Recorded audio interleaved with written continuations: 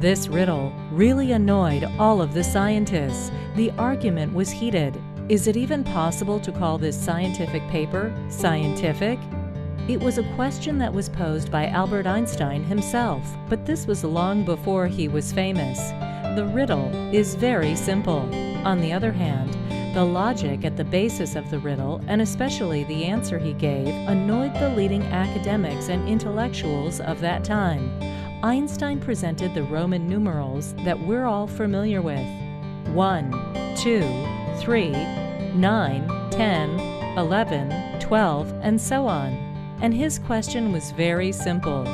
How can the number 9, written in Roman numerals IX, be turned into the number 6, VI, by just adding a single line? Well, he claimed that it wasn't a difficult riddle at all, but to find the solution, we need to leave the boundaries of the problem itself. Meaning, we need to expand the limits of our thinking and try to think differently, creatively, outside the limitations of the actual question. Einstein was able to reach these ideas after working as a young man as an examiner at the Federal Office for Intellectual Property in Switzerland. The young man was bothered by the question, how do people invent patents? What exactly goes through their minds? In general, it's possible to say that he was ahead of his time. Only about 100 years later did society begin to recognize the tremendous importance of creativity as part of those necessary skills that we must teach the next generation. Logic, which our physical world is built upon, is based on a very important principle. The great philosophers Plato and Aristotle formulated this idea and its fundamental ideology.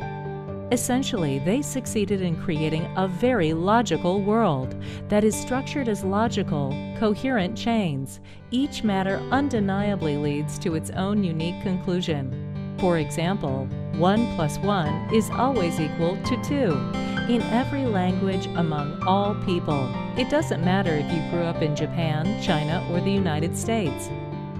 Basically, they found a language common to all humankind. Perhaps they found the ever-sought secret to world peace. But, on the other hand, the world is closed. It doesn't break through its own boundaries and is always predictable, boring, and stuck. In a sense, it doesn't produce anything new. If we know that all cats have 4 legs and Tiger is a cat, then it is clear that Tiger has 4 legs. This is the basis of logic, and nothing new is created here. It is simply a more precise analysis of reality.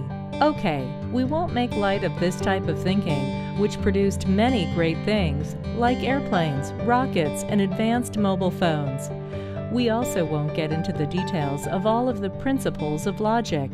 After all, the purpose of our website isn't to teach mathematics, but our point here is that this way of thinking is closed. It stays within the framework of our world and its laws.